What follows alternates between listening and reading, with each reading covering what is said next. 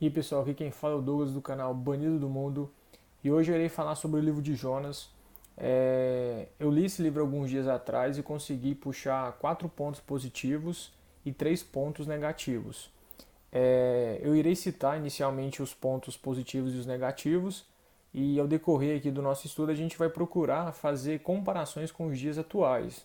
Eu vi que eu consegui ver que tem muita semelhança, né, em alguns pontos que têm ocorrido hoje em dia. Eu vou trabalhar o livro de forma cronológica, né, de acordo com a ordem cronológica do próprio livro, mas eu irei citar antes os pontos. Né? O primeiro ponto positivo, Deus deu um chamado para Jonas. Segundo ponto positivo, Deus ouviu a oração de Jonas. Terceiro ponto positivo, o povo de Nínive, né, arrependeu, né, teve arrependimento naquela cidade. E quarto ponto positivo, né, Deus teve misericórdia do povo de Nínive. Agora partindo para os pontos negativos, o primeiro, Jonas fugiu, né, do chamado de Deus. Segundo ponto negativo, ele dormia tranquilamente. Terceiro ponto negativo, não teve prazer na salvação do povo. Então vamos lá. E no capítulo 1 de Jonas, né, no verso 2, Deus diz o seguinte para Jonas: Dispõe-te, vai à grande cidade de Nínive e clama contra ela, porque a sua malícia subiu até mim. Então, esse aqui já é o primeiro ponto. Deus falou para Jonas: Cara, eu quero que você vá lá, tá? Que o pessoal tá pecando em excesso e eu quero que você vá lá levar a minha mensagem. Então, basicamente, o primeiro ponto positivo é esse. Qual que é a positividade disso? Eu acredito que quando você é chamado por um determinado chamado, independente de qual seja, isso é uma honra. Então eu coloquei como ponto positivo, porque Deus viu que Jonas foi um escolhido. Então assim, Jonas teria que se sentir feliz, né, por ter sido escolhido por Deus para que ele, né, levasse essa palavra que Deus falou, cara, vai lá e leva. Só que nisso já parte para o segundo ponto, só que é o negativo.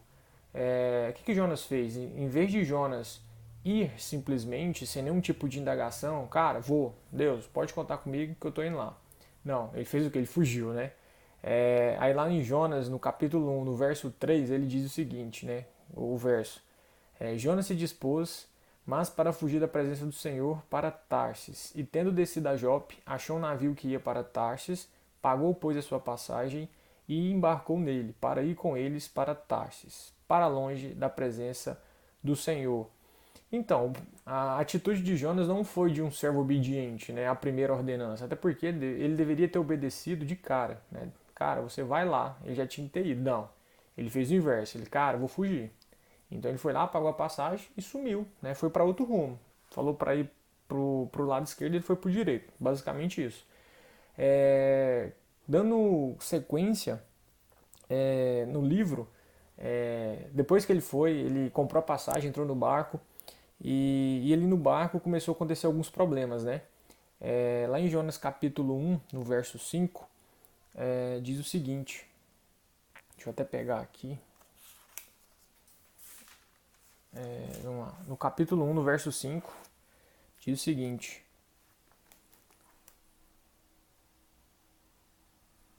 Então os marinheiros, cheios de medo, clamavam cada um ao seu Deus e lançavam ao mar a carga que estava no navio para o aliviarem do peso dela. Jonas, porém, havia descido ao porão e se deitado, e dormia profundamente.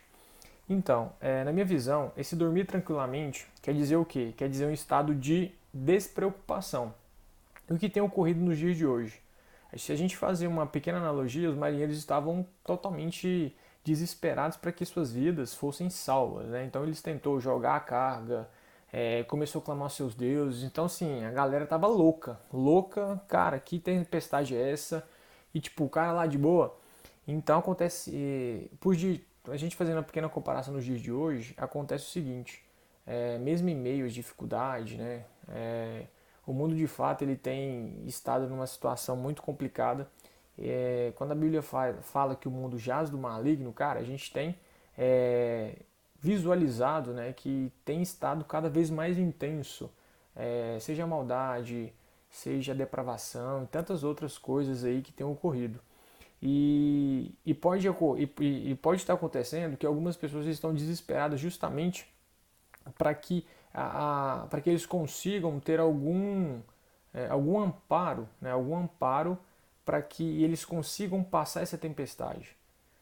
O que eu quero dizer com isso? Pode acontecer que pessoas estão desesperadas para que sejam salvas, por exemplo, nos dias de hoje, e pessoas que seriam, né, as pessoas mandadas por Deus para fazer com que essas pessoas conhecessem o caminho, que é Cristo, não, eles estão dormindo. Então, quando eles estão dormindo tranquilamente, eles estão no estado de inércia de boa, tranquilo. Então, pode acontecer que muitos pastores, né, que estão às vezes negligenciando a tarefa a qual Deus deu para eles. Então, a gente faz uma pequena analogia assim, né? Tem muitos pastores que dormem, né? Não alimentam as ovelhas, não dão a palavra.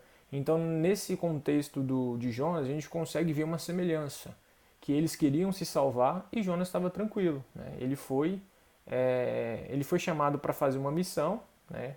Foi requisitado, só que ele foi para um outro rumo. Então, esse estado de inércia aqui demonstra qualquer tipo de preocupação, tranquilo. Para ele estava tudo de boa.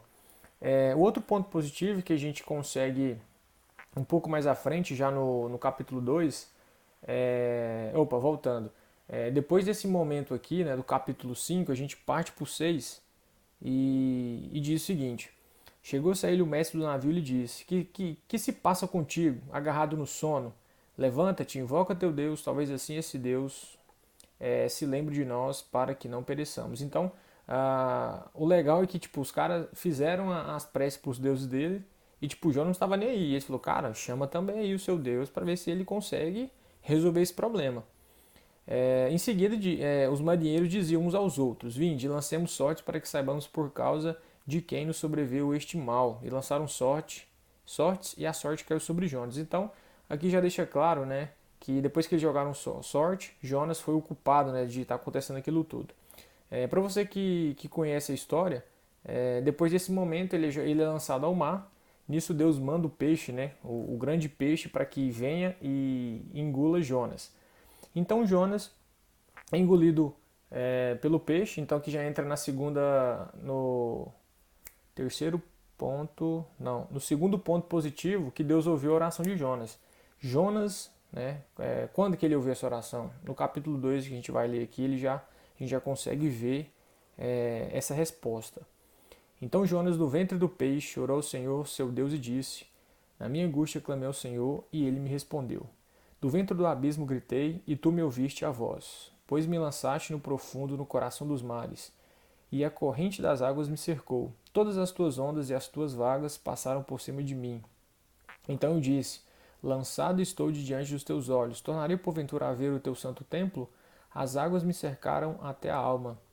Os abismos me rodeou, e as algas se enrolaram na minha cabeça. Desci até aos fundamentos dos montes, desci até a terra, cujos ferrolhos se correram sobre mim para sempre.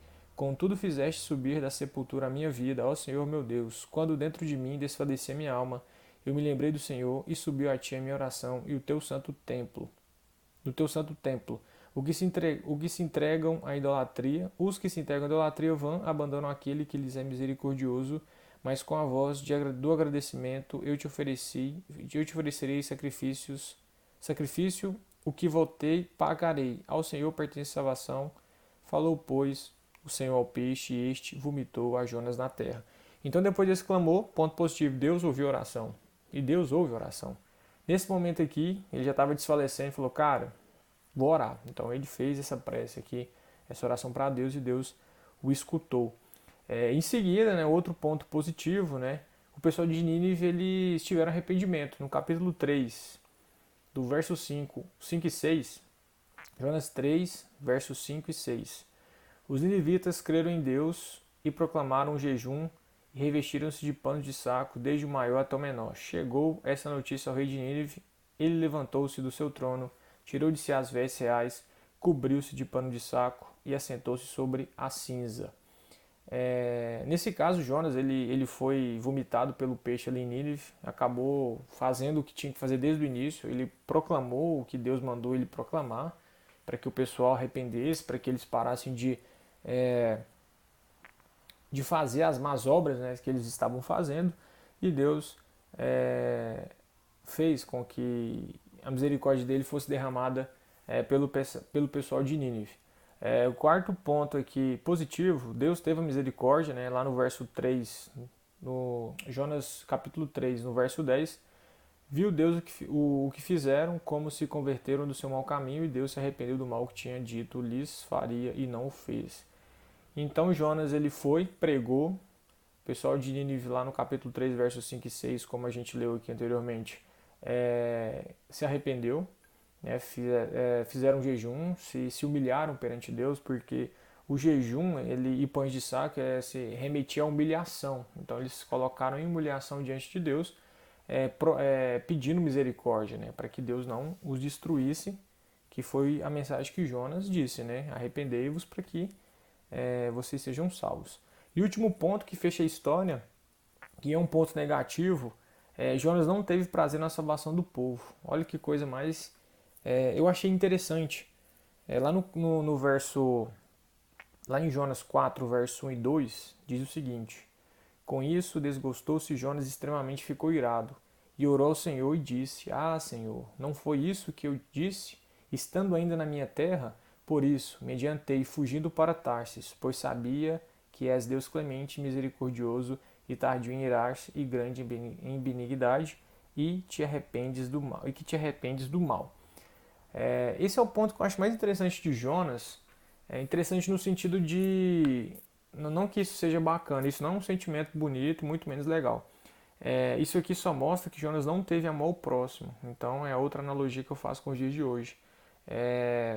Tem lá em Timóteo, ele descreve que haverá pessoas amantes de si, egoístas, né, caluniadoras.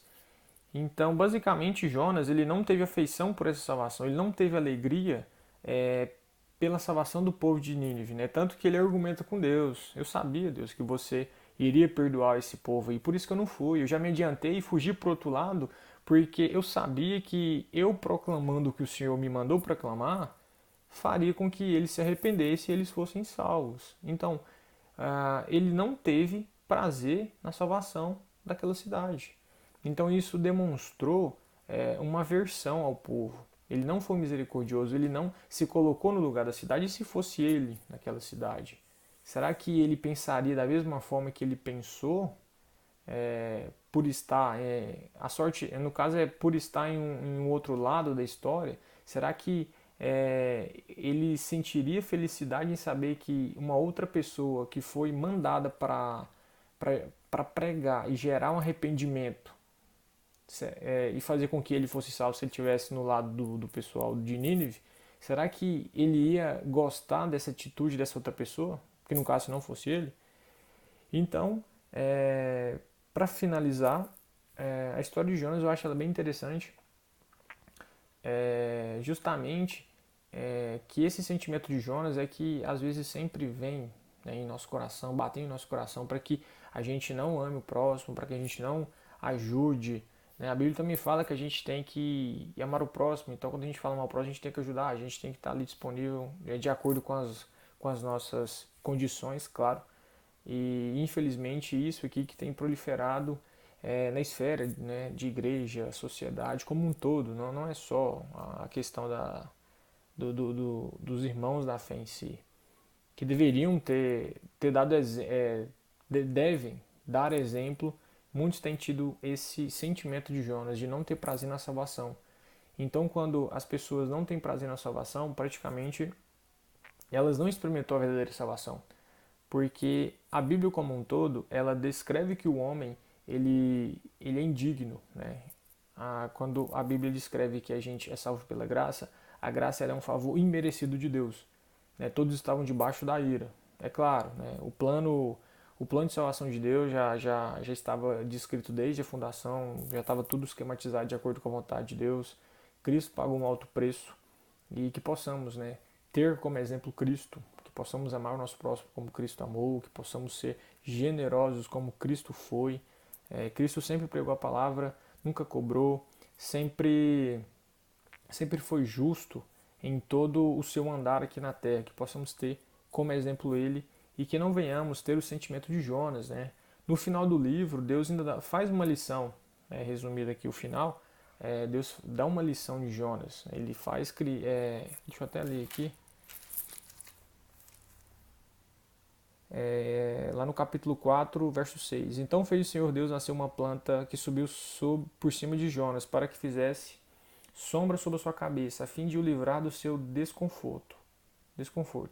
Jonas, pois, se alegrou em extremo por causa da planta. Mas Deus, no dia seguinte, ao subir da alva, enviou um verme, o qual feriu a planta, e essa se secou. E nascendo o sol, Deus mandou um vento calmoso, oriental. O sol bateu na cabeça de Jonas, de maneira que desfalecia, pelo que pediu para si a morte, dizendo: melhor me é morrer do que viver. Então perguntou Deus a Jonas: é razoável essa tua ira por causa da planta? Ele respondeu: é razoável a minha ira até a morte.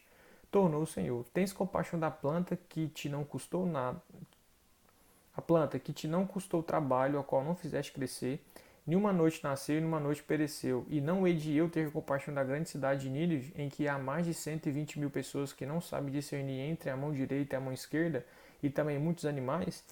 Então Deus mostra que a misericórdia dele foi derramada sobre um povo que não sabia discernir nem o que era a mão esquerda e muito menos a direita.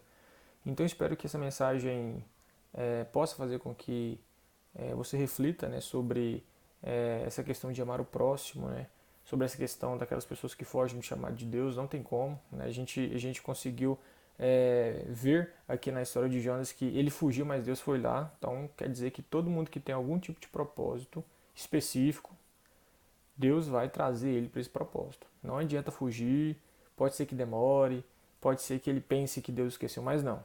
Então é, ele vai ter esse momento. Segundo ponto, que a gente não durma, esse dormir tranquilamente, que a gente não esteja no mesmo ponto é, de tranquilidade de Jonas, porque a gente está em dias difíceis, né, dias complicados, então que a gente esteja cada vez mais atento, né, sempre buscando o reino acima de tudo, sempre buscando ter uma conduta sempre aprovada diante de Deus, que venhamos sempre nos importar o que Deus acha da gente, não do que o ser humano acha. Então, como Paulo falou, né, é melhor obedecer a Deus do que aos homens. Então, esse aí fica o, fica o outro ponto que a gente deve seguir. Outro ponto interessante, oração, que a gente possa buscar cada vez mais orar, clamar a Deus, para que a gente continue firme e forte até o fim dos tempos, pois Deus ouve oração. O exemplo de Jonas aqui, né, e de Nínive, ele ouviu a oração dos dois lados. Espero que vocês possam ter aprendido algo bacana com esse estudo de Jonas. Espero vocês em um próximo vídeo aí, pessoal. Então, falou, até mais. Fui!